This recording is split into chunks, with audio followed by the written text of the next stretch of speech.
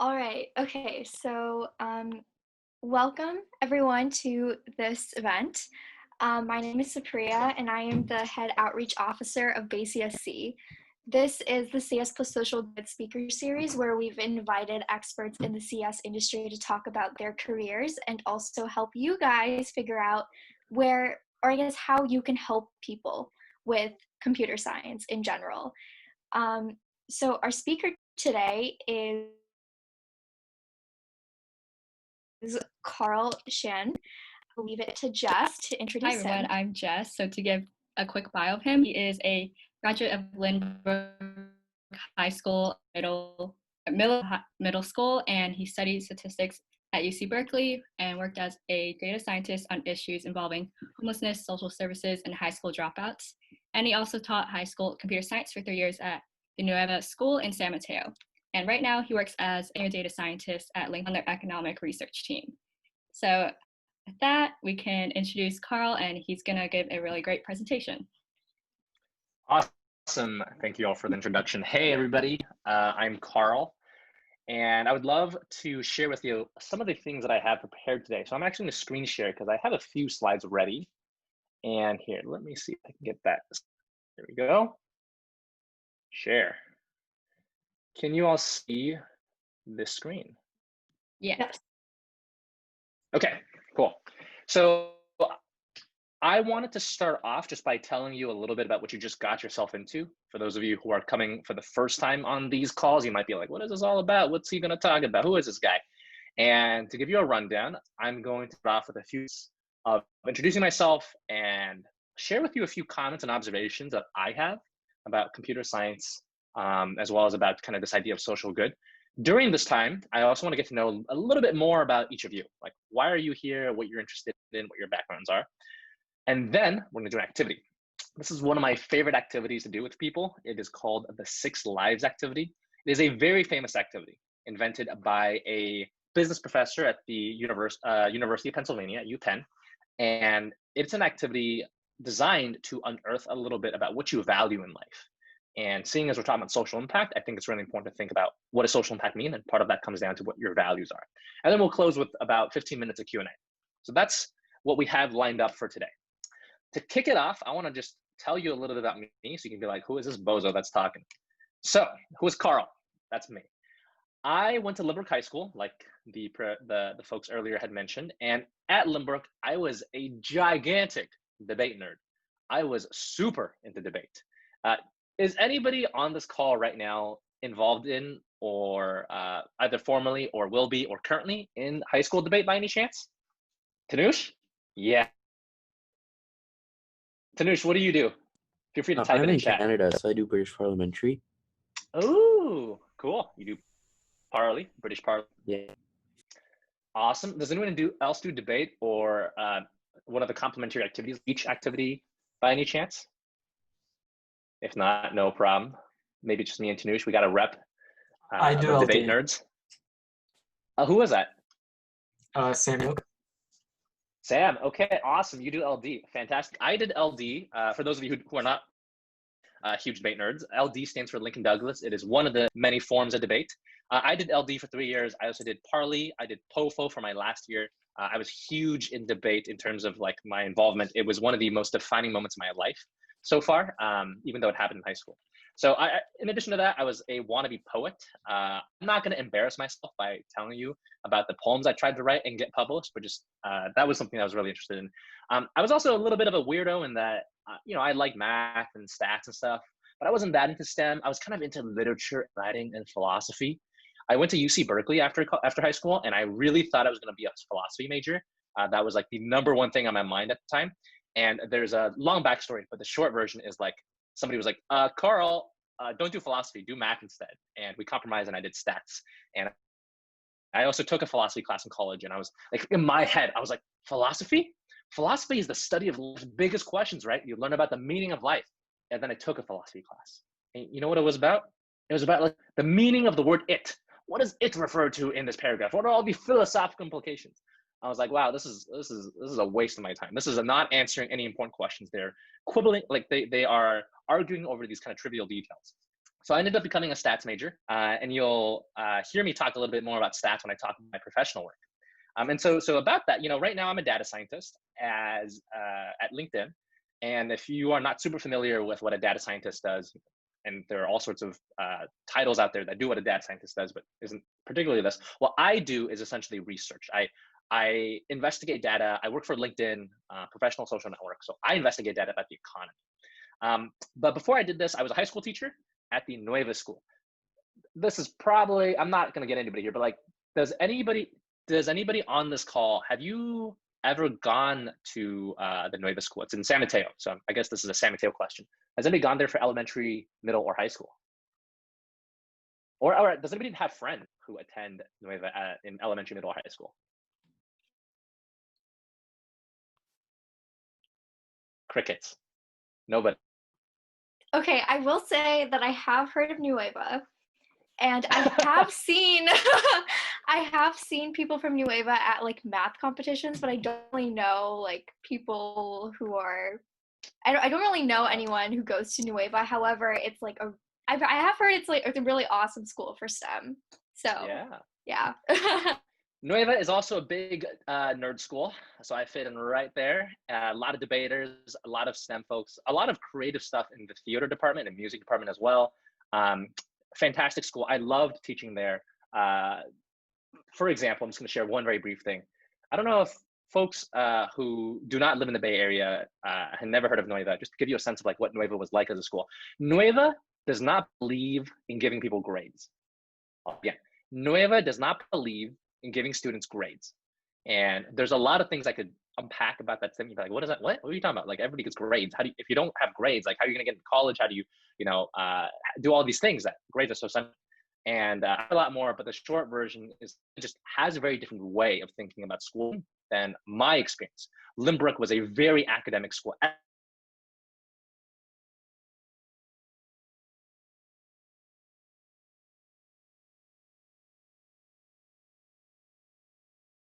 About their grades and SAT scores and who got into which college, but I just wanted to share that little coloring of this kind of unique school and how that influenced it. So anyways, that is a little bit about me and my experience. And whenever any presentation, I always try to make sure I understand who's in the audience. Like, I hate when I'm in the audience of a presentation and the person talking is not at all interested in nor aware of like who the people in the audience are and what they're about. So I would love to make sure I know who each of you are. Please, in chat right now, please type the following. Don't press enter, just type it into chat, and you don't have to press enter just yet, but the following 4 things. What is your name, your preferred name? Which school do you attend? What grade you're in? And if you could have any superpower in the world, what would you want to have? And to buy you all some time as you're thinking about that question, for me, it would be flight. Flight, to me, freedom. I dream about flying all the time. I'm actually deathly afraid of the fear of heights, but I love the idea of flying. So it's kind of my way of conquering my fear of heights, because I'm like, oh, what if I had the power to fly and I fell off the building? I'll just fly away. So that'd be my superpower. But I for each of you to right now take 10 seconds, type in name, school, grade, and what superpower, and kind of a little bit about why. It doesn't have to be long. 1 sentence about why that superpower. I'll go first. So let's. Oh, sure. I volunteer Go as ahead. tribute. My name is Jesus. I'm a rising senior at Richmond High School. And if I had a superpower, it'd probably be logos. The coming of what has been apart. Kind of like if I wanted something, it'll go together, and to break it apart, well, that would work out just fine. So yeah. Well, I've asked this, nobody has ever said that. That is cool. What did you come up with that idea? It's philosophy. It's the Western. It's something you might have come across on. Yeah, I was gonna say, yeah. We need logos, pathos, and ethos. I'm thinking of that, but actually, I thought I meant Legos. Like you can put things together that were once apart. Now I'm realizing, no, you meant logos. It comes from probably has 2 theories on where it came from, and that's one other of logos. Because of his bow and arrow, the tension and release. But anyway, amazing. I'm done talking. Amazing. Welcome, Jesus. Thank you for kicking us off. And yeah, would anyone like to go next? Either on camera, not, feel free to type it in chat. Ooh, okay, interesting. Supriya wants to teleport because she hates traffic. Emily wishes she can any language. Jess wants to be invisible so she can sneak around and not be seen. I wonder what you would want to do so that you can sneak around people, Jess. That sounds like a very potentially sinister application of your superpower. Galiba, and let me know if I'm mispronouncing your name. Brooklyn Tech would want to do something about stopping. That would be a very cool superpower. I would sleep. If I could sometime, I would sleep. Tanush, super speed. Ooh, yeah, that's a good one because you get a bunch of other things like time travel. If you travel faster than the speed of light, invisibility. Yeah, strength. Just strength of your punches are a lot stronger on the bad person. And Tyler, you can play anything guitar. You know, that is an attainable superpower, like what everyone else wrote. Samyok, also super speed. BHS. BHS is Belmont High School, or what high school is that? No, Samuel and I are in South Dakota. South Dakota. Got it. Okay. So you won't know not that. Belmont High School. It's all good. It's all good. Thank you for clarifying. Thank you all for sharing a little bit about your backgrounds. There's a few more questions I wanted to understand. This is just kind of very briefly, you know, your name and all that. I would also love to understand, in addition to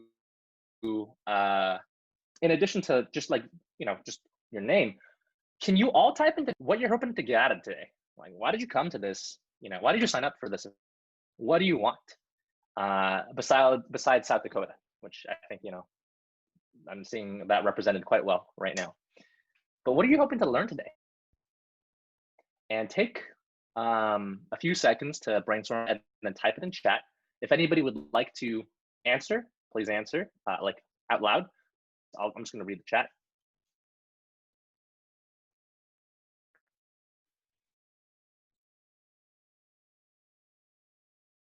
Okay, cool. People want to learn about careers.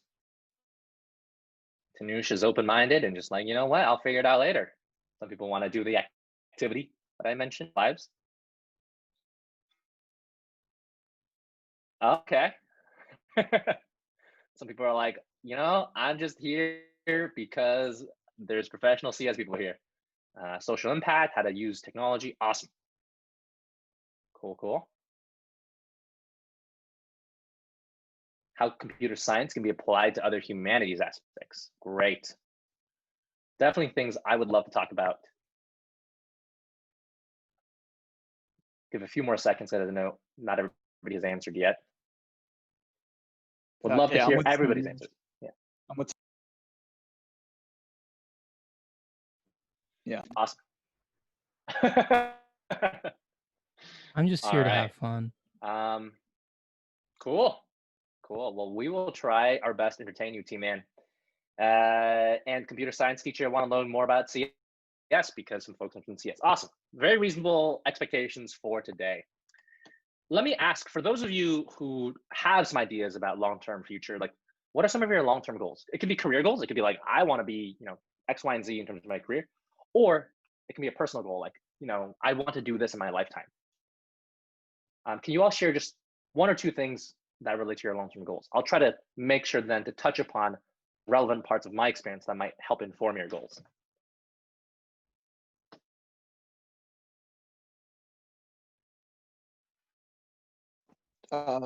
Make my own house. Make your house. What would your house look like? Well, I haven't thought about it, but that's why it's long term. First, you got to figure out what house you want to make, and then you'll make your own house. Cool. Make positive impact, take leadership roles, maybe go into academia, professorship, maybe working as an engineer at NASA, maybe using those debate skills as a diplomat, you know, something that could also be very useful. Emily is always repping that CS for all. I know this because I work in a committee with Emily and she's always repping that. Some folks are interested in software engineering, maybe not too much information in data science. Cool. Thanks to those of you who shared. If you are still typing, feel free to do that. I promise I will read that. But for now, I'm going to just move on. I just want to do something different from what I know, like what I'm comfortable with and like what my surroundings are, like with my family and stuff.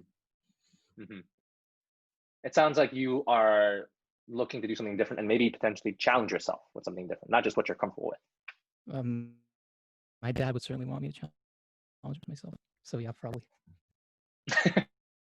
I love that you answered this question of what do you want with like, I think my dad wants this, but yeah. Still fair. Sounds like folks want to challenge themselves. Some folks also here, maybe they don't know what they want to do. Very fair. I certainly did not have a good idea, and any ideas I had were actually pretty half-baked when I was in school about what I wanted to do. So thank you all for sharing. I really appreciate you all engaging in chat and letting me know a little bit more about you. Last question about you before I share a little bit more about me. It's my thoughts. The title of some of these presentations are Computer Science and Social Good. And whenever I see words like social good, the debater in me is like, what is social good? Because in debate, you're trained. When you were given a topic, define all the terms, because it turns out a lot of people can slip in and kind of like these little Weasley ideas under vague terms. So I want to know, what is all of your definitions of social good? If somebody was like, hey, what's social good? Like, try your best to define that for me. How would you respond to somebody who asked you that Promoting an question? environment that Feel free to allows type it in chat. every individual to succeed if they put in the effort required. Giving everybody the opportunity to succeed as long as they're willing to put in the effort required. Positive impact for society, good for society, positive impact, good impact. For those of you who said something like positive impact or good impact, let me go one layer deeper. What do you mean by good? What does it mean to be positive? Some people say this is positive and other people are like, that's not positive, that's a negative thing. How do you know if something's positive or not? Galiba says it's something that's beneficial. Something says, yeah, if it doesn't harm people. Semihok is like, I can feel the LD. Yeah, right there with me. Mitigating peril, giving equity. Cool. Underprivileged people. Awesome. Thank you all for contributing some of your ideas. I love some of the answers you've shared so far and some of the ideas you have. I want to talk a little bit about lessons that I've learned in my career, and to concretize that, I want to share just a little bit more about what I've done in my career. So when I say like my career, I should be clear about this. So first of all, my career is not particularly long. I don't, when somebody introduced me, they said, oh, we're inviting experts in computer science. I don't see myself as an expert. I think that I have not had this long career in which I've become this expert in anything. I have some ideas and I've learned some things and I want to share them with you, but I want to disabuse anybody of the notion that somehow I know better than you. If you disagree with me, there might be very good reason for you being right and me. That's the first thing I'll say. The second thing I'll say is that in my experiences, I'm only one person.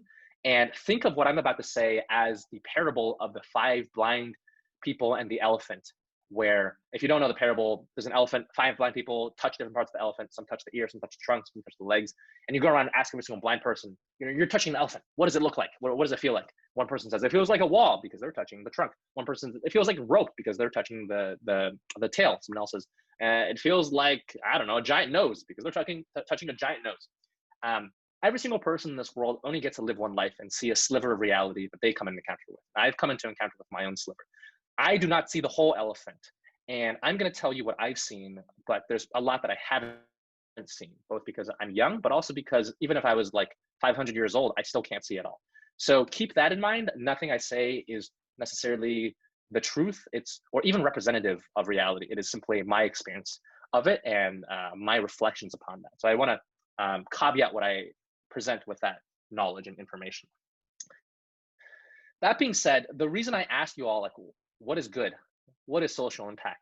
Is because something that I've learned in my career as a data scientist is how important it is to define what good is. Let me explain. When I graduated college, one of the things that I did after I graduated college was I went to go work in Chicago, which I don't think I heard anybody here saying that that's where they're growing up or where they are now. But I went to go work in Chicago for a year, and I worked as a data scientist on a program that was funded by a man named Eric Schmidt, who was the former CEO of Google.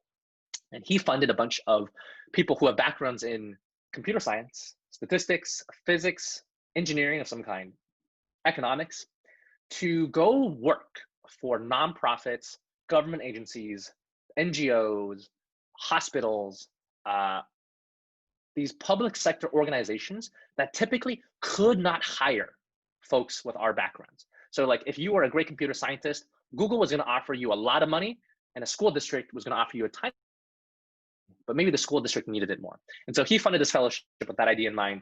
And I went to go work in that fellowship. And through that fellowship, I worked on a few projects. I worked on a project involving homelessness. I worked on a project involving people who had debilitating health conditions. And I worked on a project involving students who are dropping out of high school.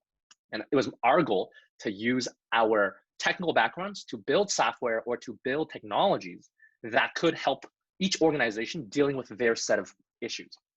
And one of the things I was how contentious and how difficult it was to figure out what does it mean to do good. So I'll give an example. One of the projects we worked on, since a lot of you are in high school or recently graduated from high school, one of the projects we worked on was in Chicago, in the public schools, not a lot of students finish high school. There is a very high dropout rate. And in fact, you can predict who's going to drop high degree of accuracy just by looking at their grades in their 8th grade year. You can predict whether they're going to finish 10th grade or 11th grade.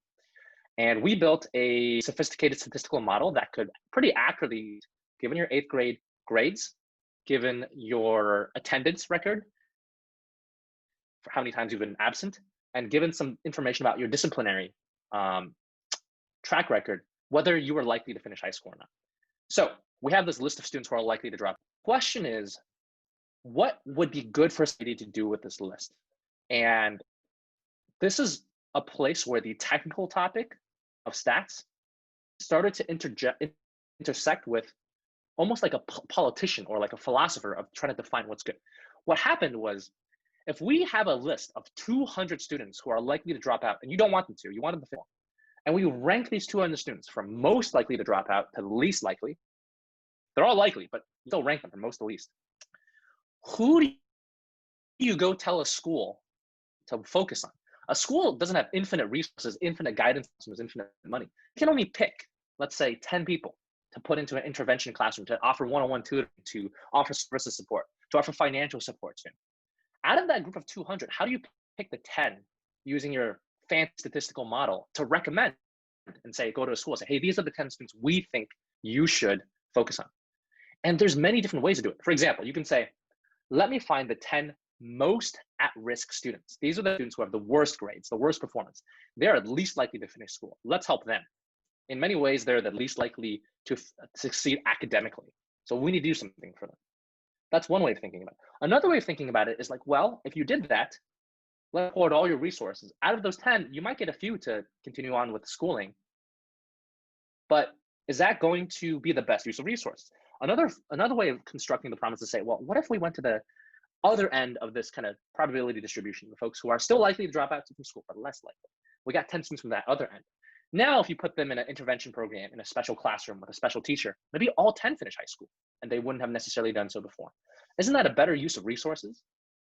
And that became very apparent in our conversations with the Chicago public school system and with some of the other public schools we were talking to. So what I took away from that experience was, in my head, I have a definition of good and what's good for whom and who gets to say that. And in many other people's minds, they don't have that same definition.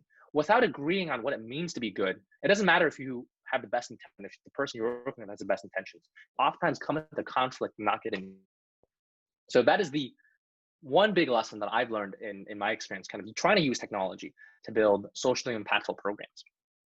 And at the end of the day, what we ended up choosing to do is we took those list of students, we ranked them, and we gave that entire list to the school district. And we said, it's not our moral responsibility to decide who gets the treatments and interventions that you want to provide. It will be your job as school teachers and administrators to make that decision. And we will draw a line and say, this is the boundary between like what a statistician can do and now what an educator needs to do. And our responsibility kind of like needs to end here, because otherwise we get into all sorts of really thorny territories. So that's, at the end of the day, what we did. But I think that is just an illustrative example of one of the biggest challenges of creating social impact, which is just the definition of social impact. Here's the next thing I want to talk a little bit about. And I would love for you all to kind of type this in chat, which is, what are the first few words that come into your head when you read the word power. When you hear the word power, what is power? For word associate, first few things that come into your head. Money, strength, influence, maybe Instagram followers, big man, government, impact of some kind. Impact, influence, success. Cool. Changing. Oh, that's an interesting word. Fortune 500. That's a specific association with power. Okay. So hold that in your head. That is what you associate with power. Elite institutions. Next word. What comes into your head when you see or read the word politics? Tyler said that in all caps immediately. Fighting, money, media, chaos. Ooh, life. Oh, love. Wow, okay, the full range here. From fighting, no good candidates. So that mean literally there are no good candidates in politics, or Austin is what you're saying. You have no good words in your head, like no good candidate words to describe politics because it's indescribable. Also power. Can I ask, I would love to ask somebody to clarify. Tanush, can you clarify why you said love? Jesus, can you clarify why you said life? Feel free to type it in chat or unmute yourself and speak. Austin just kind of said it. It's up to you to decide the interpretation. I mean, it's life. There's always going to be, people, and people kind of have an intention to have power, but that's for good or bad, and that's just life. So you associate politics with power? Yeah, because politics, to get there, I'm pretty sure you have to take political science, and that's omnipotent. It's kind of touching every spectrum that has to do with life. Isn't that that's what politicians govern? So. Okay. Tyler, were you talking? I think I heard someone else. I was saying I did not major in political science. Okay, so that's maybe a specific example of the necessity or lack of necessity of a specific major. Okay, but I see that there's some connections people are making with the idea of power politics. Last word to associate, and then I'll share why I'm doing this. What do you think of when you think of technology? Big data. Again, Tyler, all caps. F-U-T-U-R-E, future. Money, strong. IIT. Oh, okay. Programming, tool, software tools, future. Aditya, when you said, actually the first time when I was reading IIT, I thought you said lit, and you just did not capitalize the first, but I think the correct reading of that is IIT. What would society be like? Meme? I don't know that meme. Computer. Also lit. Fair enough. Thank you for that. Cool. Thank you all for kind of sharing some of your interpretations of these words. I want to share with you my interpretations and also why I asked this question, and kind of how it relates to my background and my experiences. Here's my understanding of these three things over the course of time. There's some books that I read and some conversations I've had, debates that I've been in, etc. But to condense all of it, if I were to really simplify it and not into a whole tome of explanation, what I would say is this: power is the ability to influence people in some shape or form. Or I shouldn't limit it to people. It's the ability to influence, period. Influencing the also counts. And politics, at its heart, is about who gets power. And like Jesus said, it is in many ways, I think, inescapable. When you are alive, when you live life, no matter where you work, politics are inescapable. No matter if you live in a democracy, an autocracy, no matter if you're working at a for-profit, a non-profit, politics is inescapable because politics is about the distribution of power. And power is all around us. Some people hold power over us. For example, your parents hold power over you. Even very innocuous things like the people who built Zoom hold power over all of us. If Zoom goes down right now, nobody can talk to each other anymore. That is a form of power. And finally, technology, my definition of it at least, is it is one of the tools we have for amplifying and wielding power. So these are my 3 definitions, and I put these on here is because I want to connect all 3. If you accept my premises that these are the definitions or associations with politics and technology, the conclusion that I'm trying to share is that those create technologies or wield definition going to be equal some kind, because they are creating a tool for somebody somewhere, maybe themselves, to amplify power. Politics is all about, they're amplifying politics. And so when you create technology, you are inherently political. The reason I say this is, especially for those of you who did not grow up in the Bay Area, big public high school, Lynbrook. Lynbrook is super academic. People at Lynbrook do not think about politics. They're like, voting and being a politician, I don't want to do that stuff. I just want to be an engineer, make a lot of money. And when classmates said that, I always felt something was off. But what I think I'm able to articulate now that I wasn't able to then was, when you say you want to just become an engineer and make a lot of money, that is inherently by itself an act, a political act, not in the way of getting elected as a political act, but in the way that creating value, power, creating wealth, and allocating resources. And I want to hold that in your head just because I want to kind of share that power is a little bit like the air we breathe around us. It's sometimes invisible to us, but that doesn't mean the air isn't there.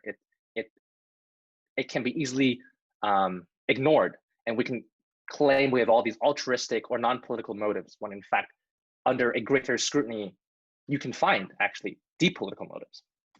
So what I want to do is wrap up what I want to say here and get to my activity. My big suggestion and lesson here is, in general, I really hope that for those of you who are interested in careers in technology, computer science, data science, engineering, math, physics, where you might be involved in the creation of some technologies, for 2 things to be remembered. Number 1, technology is just a tool for influencing power. A piece of code is as much of a technology as democracy is. Somebody had to invent democracy. Democracy is not a piece of code, but it is a piece of social code. It is a piece of legislative technology, or a social political technology. And it's different from an app, but it is still a technology. And when you have that broader definition, I think you can see that there are many ways you can build things that aren't just like learning how to program. And number 2, I really hope, I would pray that for those of you who are studying technology or thinking studying technology, that when you go to college or whatever you choose for high school, to complement any studies of technology and any studies of engineering and building and creativity you do with a study of philosophy, morality, ethics, and responsibility. If one day you create technology, you will create power, or you will create the ability for people to have power. And in the Silicon Valley, a lot of people who do that, these apps who build these companies, oftentimes are young, and oftentimes they're young men. And in my assessment, they're oftentimes not yet mature or ready yet to wield or understand their responsibility building the power that they've created. I put some pictures of people on here: Evan Spiegel, Travis Kalanick, Mark Zuckerberg, Evan Spiegel of Snapchat, Travis Kalanick of Uber, Mark Zuckerberg of Facebook, all of whom I think in their own experiences, being in the case of Evan and Mark for sure, being quite young when they came to power, I don't think always did the responsibility in a particularly thoughtful way. I'm not gonna, I had one other thing I wanted to do, but I wanted to move, instead of this video, I wanna move straight to the thing that some of you said you were excited for, which is the 6 Lives activity. 6 Lives activity takes about 15 minutes. This is a personal activity. I would love for you all to do this on your own. Are going to do breakout rooms where you will discuss this with 2 or 3 other people. And then after a few minutes of discussion, we're gonna come back together. This is an activity where you're gonna read 6 short descriptions of 6 different people. And I'm going to ask you to rank those 6 people in terms of who you think is most successful to least successful. So whoever you rank as number 1 is the most successful person, and whoever you rank as number 6 is, in your mind, the least successful person. There are no ties allowed. And in your ranking, try, the website I'm gonna share with you, it's not gonna show you your ranking. So try to write it down in a notebook somewhere. Like, number 1 was this person, number 2 was that person. Because you're gonna drag and drop on this website, but it's not actually gonna show you what you drag and drop when it reveals the results. So 6 Lives, I have the link here, but instead of pasting that link, you can literally go to Google and type in 6 Lives Richard Shell. That's the person who made this activity. and you will come to this link, and it will be the link that you need. And I'm going to ask that everybody just takes 10 minutes to thank for pasting in chat, Samio. Just take 10 minutes. Open up that website, read through the 6 profiles, drag them in the order from most successful to least, click submit, and read the page after that. And then when you're done, come back in the chat and just say like, I'm done. And that's when I'll know when to kind of continue, when enough people have said that they're done. So I'm gonna mute myself right now to give you all some space.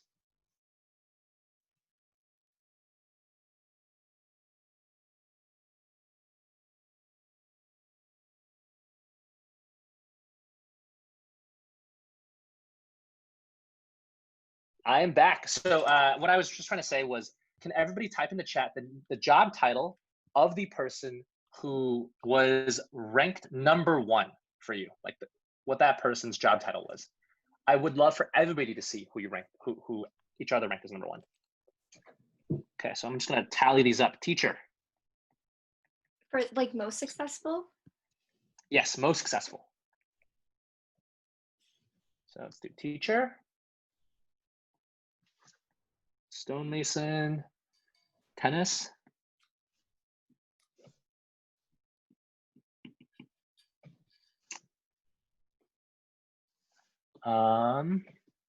investor, banker, and then nonprofit.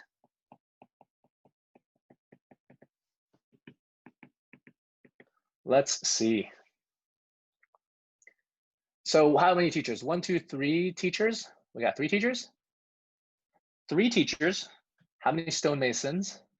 We got 2 stonemasons.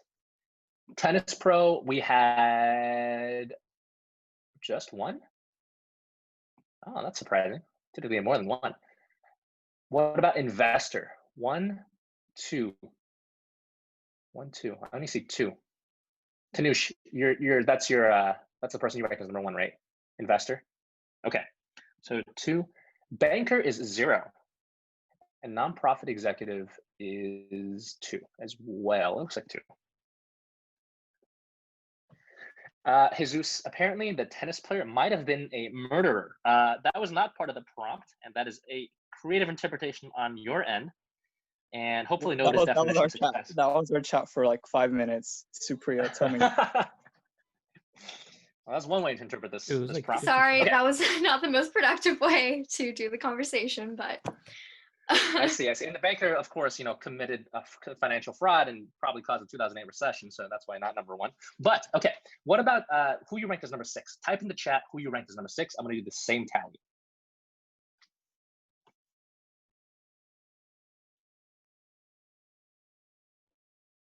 One, 2, 3. Tennis pro 3.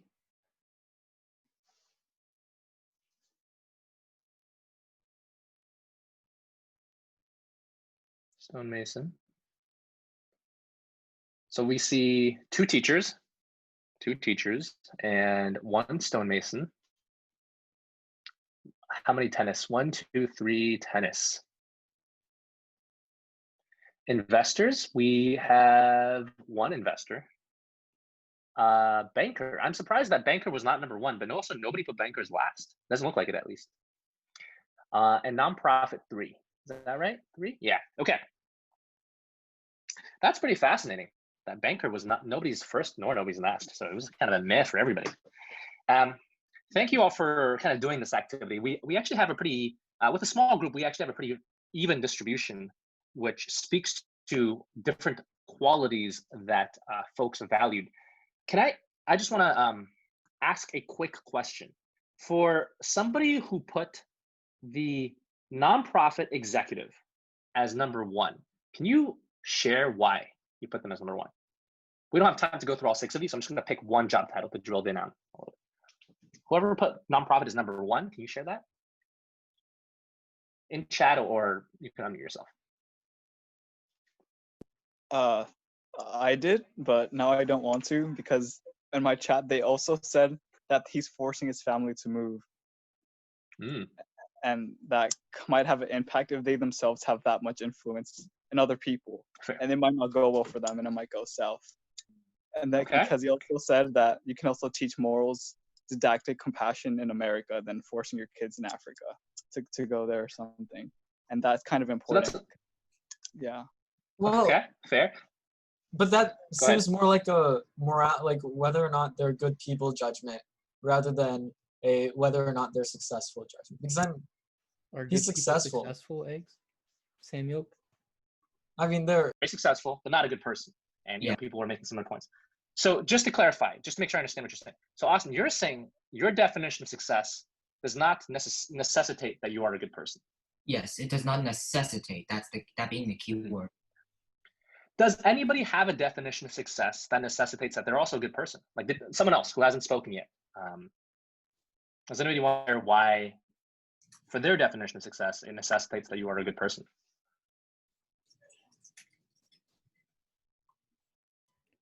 No, but I would probably say more like not all successful people are good, but all good people under a certain moral system would be considered successful. Okay. So not all successful people are good, but it's a little bit like this. Like this is the box of all successful people. And in that box, some of them are good. And all the good people are in this box. So they're all successful, but not all people in this box are good. That's an interesting analysis. Tyler, can you elaborate on that? I think I said all I needed to say. Or why do you believe this? That's actually my real question. Because doing good under a certain moral system, obviously that would be, you'd have to decide what moral system, like whether that system is good or not. But like promoting well-being within that system and like the advancement of others would probably be considered a good thing. And Okay. like if that's I the just goal wanna for say- people as like humans and we're all trying to like get along, then you'd be successful in doing that. Thank you, Tyler. Sorry, somebody wanted to say something? This is kind of in regards to like what Tyler said earlier, like being successful under like a certain moral system, but it also depends how you define that moral system, and that leads to this whole philosophical debate with, I guess, philosophers like Kant, etc., trying to figure out like what be, I guess, how you would define success and like a moral version of success, if that makes sense. Yeah. Yeah, thank you for go ahead. I think I disagree with the success because like you can be a good person but still be unsuccessful. I'm trying to think of an example, and really the only example I can think of is like, say you're a good person in charge of, like, say the nuclear button, and then you accidentally press the nuclear button, right? You're very unsuccessful, or maybe you're successful at destroying the human race, one of the two. But I don't think that you would necessarily always be successful if you're good. I think if we were to have a refined version of this conversation, A, we would need more time, and B, we would need to pin down what we mean by good in this case. How are we thinking about good? So Priya brought up this point. Tyler said that it's good with respect to a particular moral system that we're talking about. Austin, I see you typing in chat about Pablo Escobar and smuggling a lot of cocaine, making a lot of money. And you know, he's not a good person by your definition, but he is successful by your definition, Austin, which leads me to infer that money is something central to your definition of success, Austin. And that may or may not be true, but that's just what I would read into your definition. Let me try to wrap up. I know that like just the fact that everybody's talking now, like I love it, and if we had more time, I would love to make sure that we extend this conversation. But I also want to acknowledge the fact that some people may have to go, including myself. So I don't want to make this take up more space than it needs to. But how I would like to wrap up is the following. Number one, what do you think your parents or guardians would rank as number one for you? Like if you asked your mom and your dad or whoever is your guardian to take these 6 lives and say, which one do you want from me? What do you think they would want for you? Type it in the chat. I would love to see the distribution of that. I'm going to go back here. I'm going to put in the middle, I'm going to put parents. If their opinions would be different, pick one of your parents. It's okay. Nonprofit, wealthy investor, teacher, banker, stonemason, investor,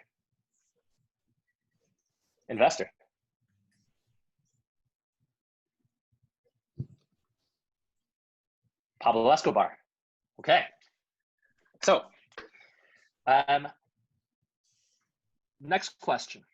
If you had to pick one of these 6 lives for your child, assuming in the future you have a kid, you have one kid, and you get to pick one of these 6 lives for them, what would you pick for them? Write that in chat. Teacher, investor, teacher, okay. One person who said teacher went back to investor. Stonemason, teacher, stonemason. Investor.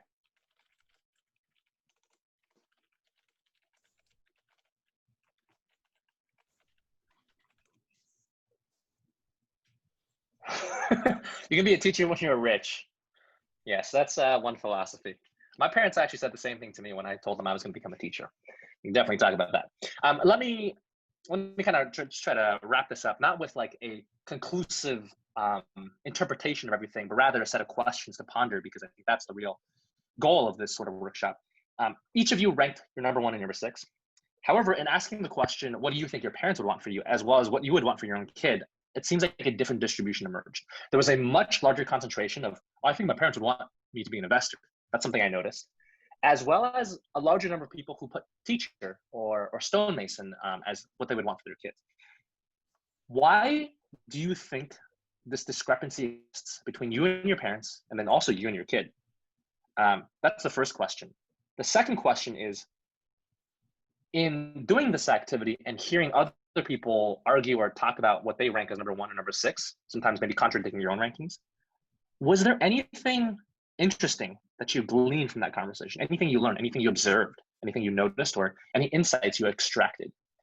Would love for you to just type your response in that question into chat right now. Or if you would like to share that, please share that verbally. I would love for us to wrap up just by reflecting on, like, what is it that we're taking away from this, hour and a half? So please type in the chat, or if you feel comfortable speaking, I would love to know. Agreeing with Austin, who said that people have very different ideals, I feel like I noticed that in every of these 6 lives, they have their downfalls or their disadvantages. And at least from my personal experience, I felt like I valued, or I saw the disadvantages more easily when I have personally experienced those disadvantages, or I believe that their advantage is so much bigger than their disadvantage. And it really depended on and I can like understand people who, like, actually in my group, I think someone had like completely contrasting rankings than me, and so those are just, I think it's very dependent on personal experience. And our personal experience make us value these advantage or disadvantage much more than someone else's. Yeah. Thank you, Jessica. Would anyone else like to share?